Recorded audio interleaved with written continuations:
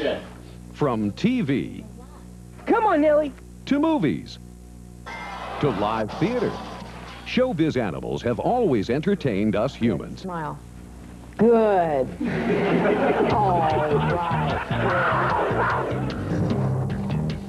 Throughout this video, you'll meet all kinds of celebrity animals, like Eddie, the dog from the hit TV show Frasier.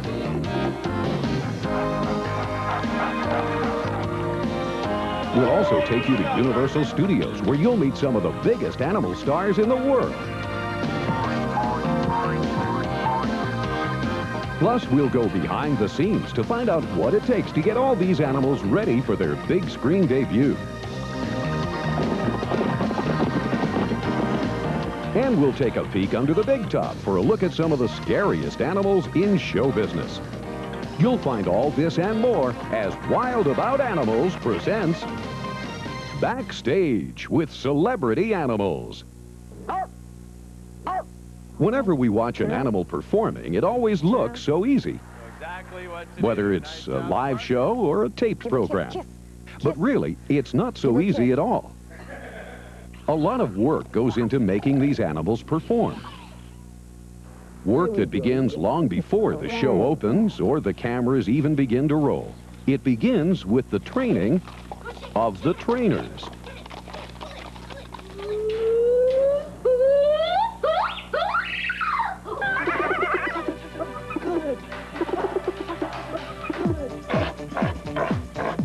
These are not sights or sounds you'd ever expect to see or hear on a college campus.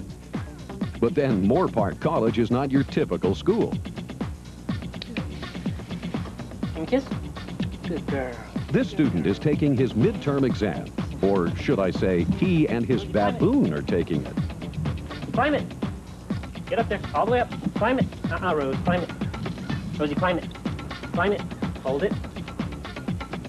Since 1974, the Exotic Animal Training and Management Program at Moorpark College has trained students in 3 main areas: zookeeping, animal training, and wildlife education. Today, there are 150 exotic animals inside what Moorpark calls America's Teaching Zoo. This gives students the unique advantage of hands-on training.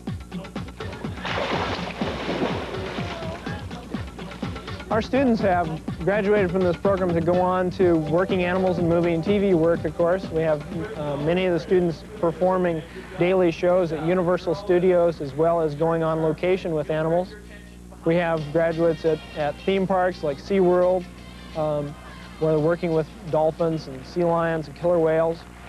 We have graduates working in zoos, of course, all across the country, caring for all kinds of animals. And we have graduates working for wildlife education companies, taking animals to schools and do assembly programs with the animals and teaching people about the animals. Touch, sit, no, back over to school. You need to feed a bit more. You're not feeding enough. These animals, that's the only thing that's important to them. Carnivores, Yeah. they don't care if they're going to get an A in training class. They just want the food, so you need to use it more in approximations. I mean, the minute she started to put her rear end down, you should feed her and say, good. She doesn't know that good is spelled G-O-O-D, and it means I've done the right thing. She's listening to how you're saying it. And if you say, Taj, stay good, stay good, it should be Taj, good, stay good, and feed her. And that needs to be just as exciting as the food. It never will be, but you have to try. Students quickly learn there's little glamour in this program. Every morning at 6 o'clock, they start their day by cleaning the cages. And there's plenty of classwork, too. The courses range from zoo horticulture to the science of veterinary medicine. The program is extremely, extremely demanding. You basically have to give up your entire life, devote your entire life for 2 years to this program. You have to give up friends, family, holidays, birthdays, fun time, you know, going out with your friends. You just don't really have time to do those kind of things anymore. Come on, Rose, on your mark. The students who are interested in training animals for television and movies must learn how to control their animals. Say, for instance, there's a scene where a director needs a baboon to climb a rope on cue. All the way up. Climb it, Rose. Climb it. Hold it. Not only does the person need to understand how to train the animal for movie and TV work, but they also need to understand the kinds of situations they're going to run into on a movie set where they're going to have to care for an animal, sometimes for days at a time out on location. Salute, salute, Bongo, salute. It's really worthwhile because when we graduate from here, we'll be qualified to do just about anything with animals that we want to get into. If I want to go into the movie industry, zookeeping, whatever I want to go into, I'm basically qualified at, you know, the basic level to go into that. And that's what makes it worth it. And it's a lot of fun. I really enjoy myself every day. I like to be here on the compound and be around these animals. Where else can you stand this close to a baboon or a tiger or a lion or something like that? Good girl. We visited the set of the movie Rusty, A Dog's Tale to see some more of these animal trainers in action.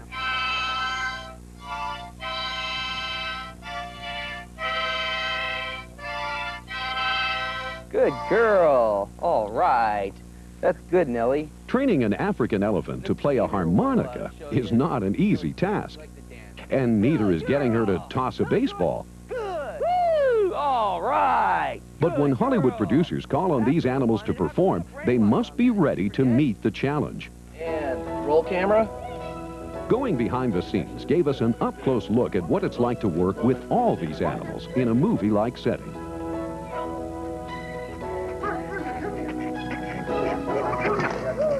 There, we caught up with one recent Moore Park College graduate.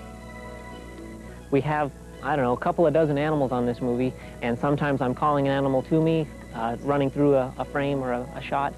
Sometimes I'm releasing animals from behind the camera. Specifically on this film, I help with whatever needs to be done. And what needs to be done is plenty, especially when working on a set like this one, where some scenes call for lots of animals, all doing different things. Here we're running 2 ducks, a chicken, a goat, a couple dogs, and an elephant all in the same scene, and very long runs, which when you get greater distance, it becomes more difficult too. So it's the multiples of animals that are the difficulty. Rusty, A Dog's Tale, is a film that takes place on a farm and stars Hal Holbrook and Rue McClanahan. The plot centers around these two, raising their orphan grandchildren while running a shelter for abused and abandoned animals. Working alongside a barnyard full of these critters can be quite a chore, but can also be a lot of fun.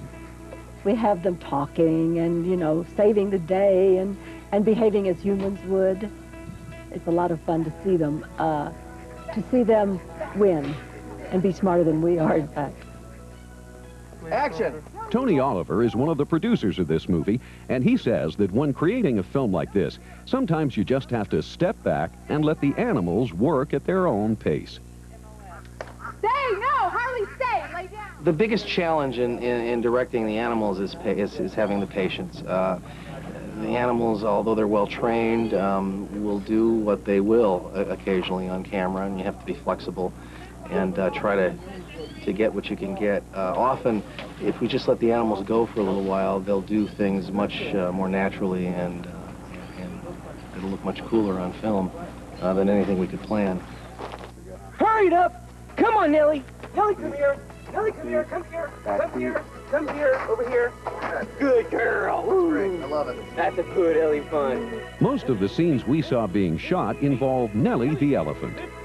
Although this type of work may look like fun, there are endless hours of hard work and preparation needed to get these animals ready for their big scene.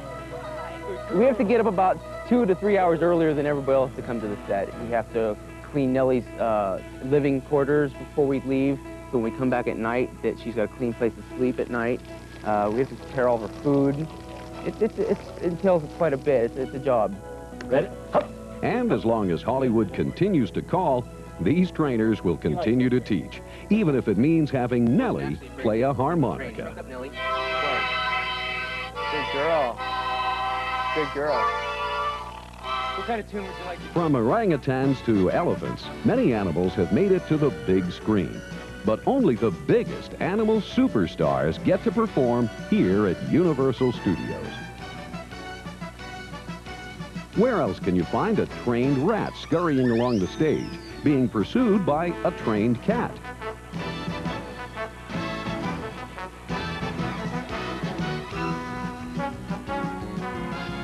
This feline uses all forms of ingenuity to catch her make-pretend prey. Welcome to the Animal Actors stage at Universal Studios, where such stars as Beethoven, Lassie, Babe the Pig, and Jethro, seen in the Flintstones movie, all come together. All the animals that we have up here at the show at Universal Studios not only do the show up here, but are also available for film and TV work. This Tarzan wannabe certainly makes the biggest entrance of the day. Look at that baby. So this show's been up here since the park opened. Well, going on 30 years. After 30 years, you'd expect the producers to understand what their audience likes. What do you think? Hey. And you'd be right. Big five, high five, low five. On your mark there, wave goodbye to all your new friends. That's a good boy. See you later, little man. Hands up and get the showers. You're all done. Well, Universal Studios is proud to present Hollywood Royalty. Here she is now. It's Lassie.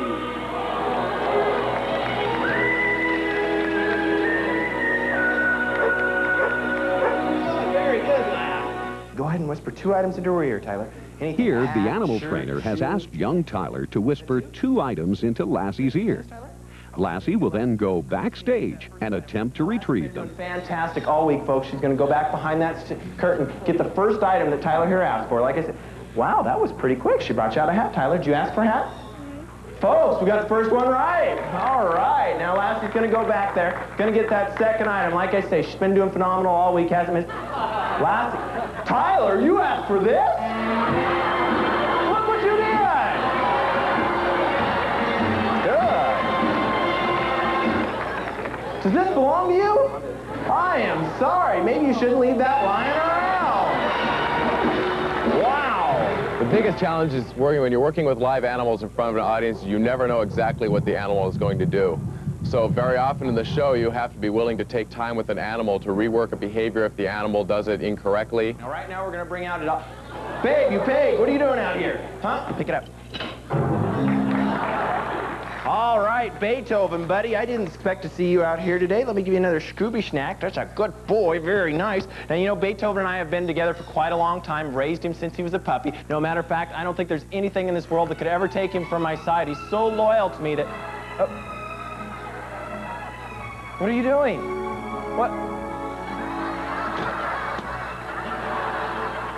Guess I'd go too.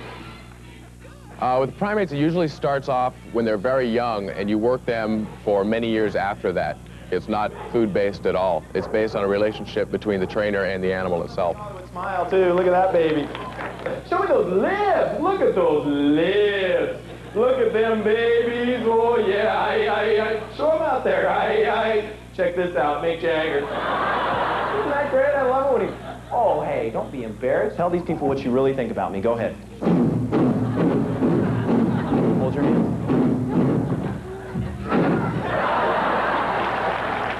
I don't know what you're up to today. We are having a show, mister. You think you're funny, don't you?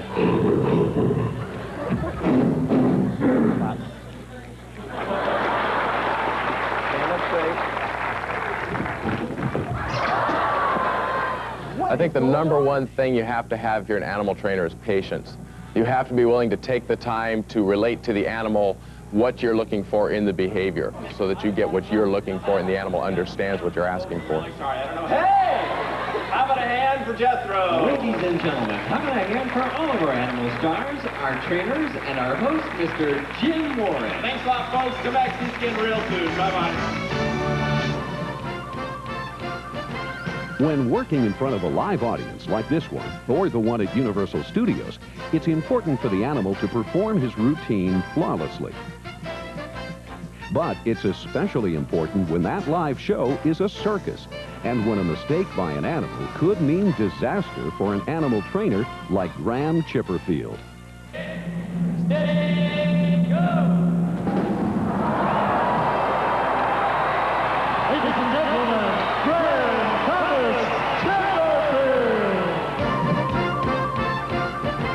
Graham Thomas Chipperfield is considered Great Britain's premier animal trainer. In fact, for hundreds of years, the Chipperfield name has been synonymous with training wild animals. My family training-wise, goes back a long, long way. I'm the 9th generation. My first recorded Chipperfield to work with a performing animal was on the frozen River Thames in London in 1684, so that's 12 years ago. Family tradition didn't mean it was automatic that young Graham would follow in his father's footsteps. I was never forced into it, especially with the wild animals. You can't be forced into it because you have to want to do it. You have to love the animals in order to appreciate what you're doing, appreciate the animals, and spend a lot of time with the animals. In 1993, Graham came to America to join the greatest show on earth, the Ringling Brothers and Barnum and Bailey Circus. Today, he trains 10 lions, 15 elephants, and a tiger named Rambo. All of them pose challenges. The most important thing when training an animal is that the animal feels safe when you're around, and also that you love the animal. You have to love the animal because you have to spend a lot of time with an animal. You have to learn the likes and the dislikes of every individual animal, because every individual animal has different characters. Rambo's a character, all right. This 1.5-year-old Bengal tiger can be quite frisky. Sometimes Mr. Chipperfield has to hose him down. Not that Rambo minds.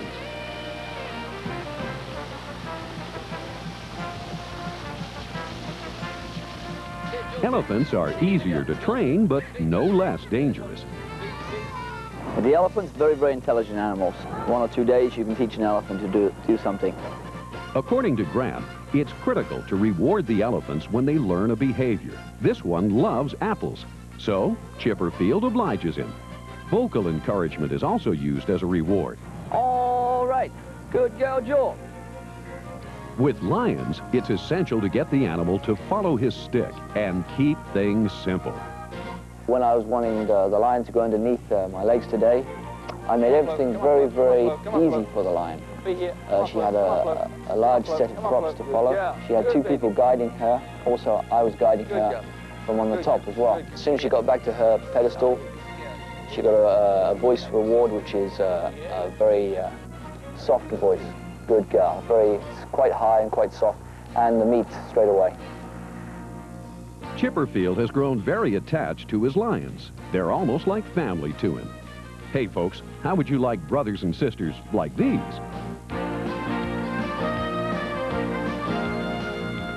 So the next time you go to a Ringling Brothers and Barnum and Bailey Circus, keep a special eye out for the animal trainer.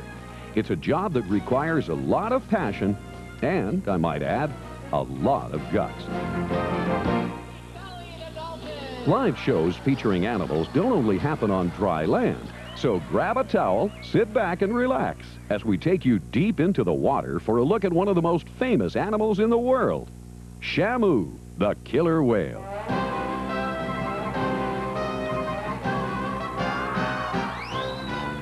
There's nothing quite like getting splashed on a hot summer day by one of the biggest stars in the animal business, Shamu.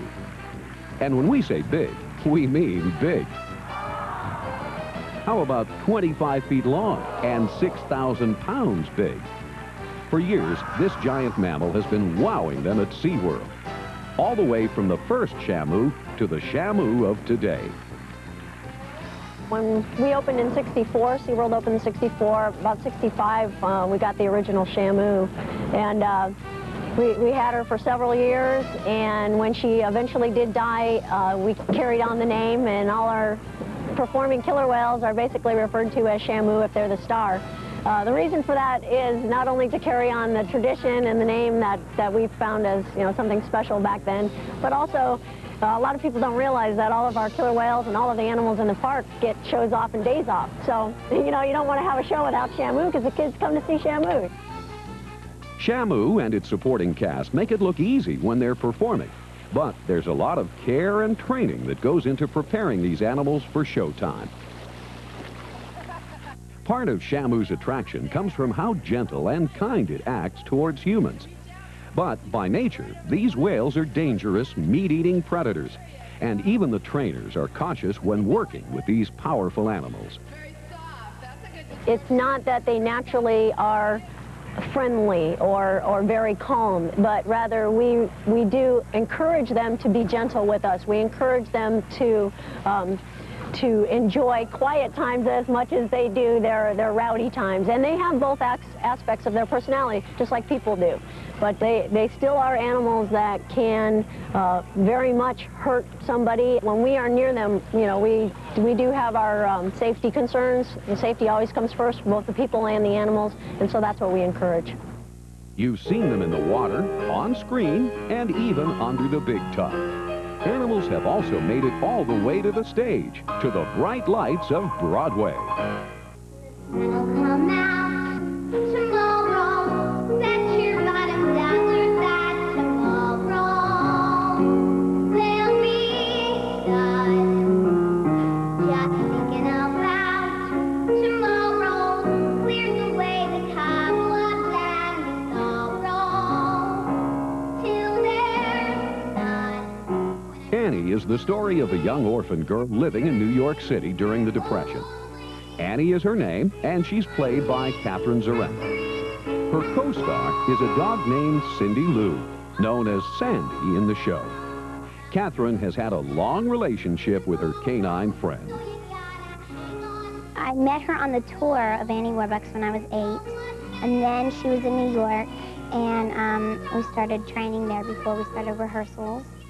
And it's just been really fun, and we've become friends over the years. And when I go back to New York, we usually try and get together, and I go to the farm in Connecticut where she lives and get to see all the Sandy dogs and all the animals.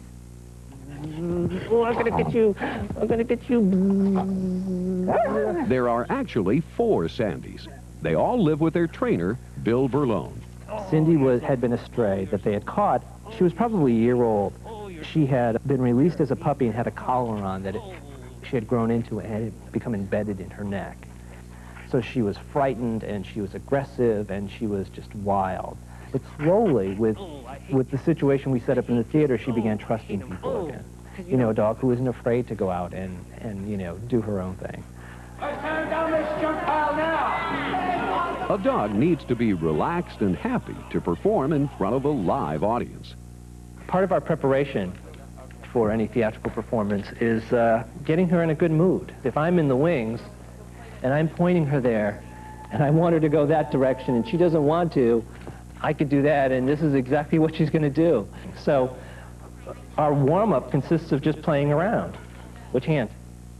Oh, it's that one. Oh, you going to guess it? That one? Good girl. Good girl. At 5 minutes before every performance, we'll get together, Catherine and Cindy and I, just to refresh everybody's memory. We'll run through the behaviors of the show. The first thing she'll do is see the dog in the wings and call her. There's one they didn't get. Come here, boy. There's one they didn't get. Here, boy. Come here. Come here. Come here, Sandy. Come here. Come here. Sandy will walk very slowly on stage. Poor boy. Give her. They hurt you. Did they hurt you? They're after me. Now, in that one command, she was responding to the come command. When I petted her head to go down, she laid down, and the words, "Did they hurt you?" meant roll over. So she will sing a song to her, and at the end of the song, gently pet her head like that. And that's really a stay command. Because at that point, she leaves the dog and has a conversation with the policeman who's threatening to take this particular dog to the dog pound. And on a certain hand signal, actually the certain cue in the show, Sandy has to prove that he now belongs to Annie, and she will go, "Okay, here boy, here Sandy, here boy, here Sandy." Her hands out, and she'll jump up. Good Sandy, good old Sandy.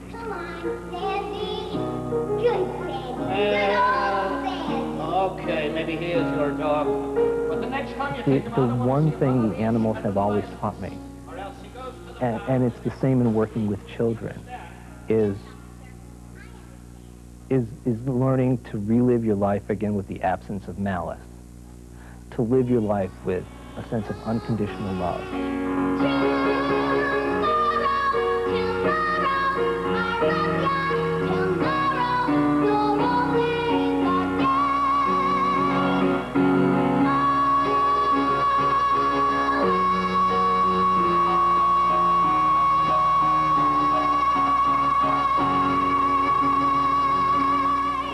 While Cindy Lou wows him on stage, Moose is the dog that rules the scene when it comes to TV.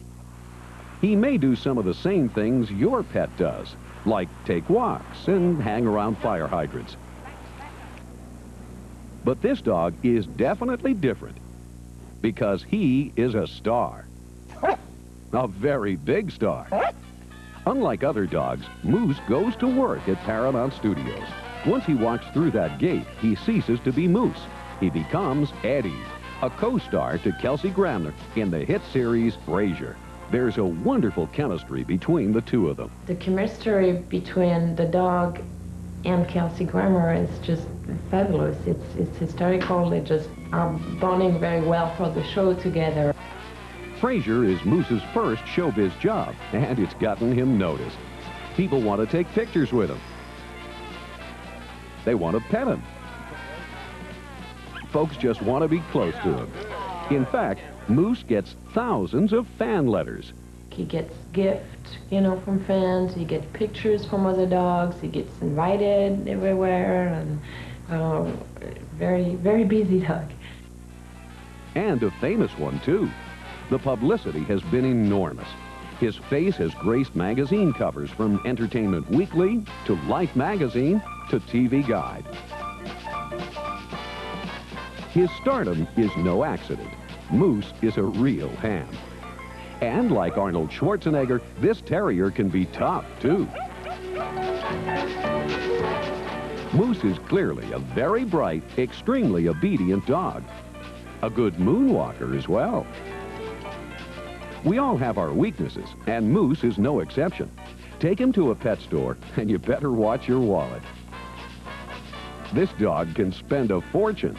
He'll just grab whatever he wants, and he wants plenty.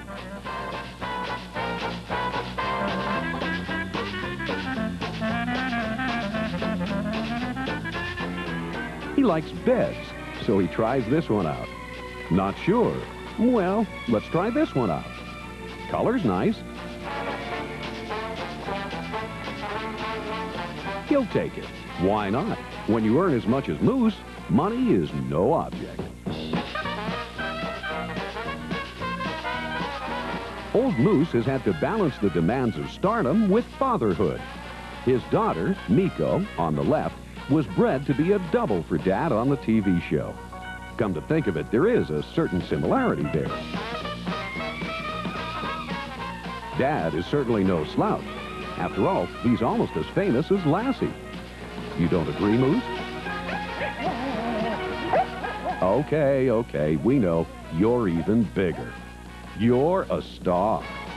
See you on Frasier, Moose.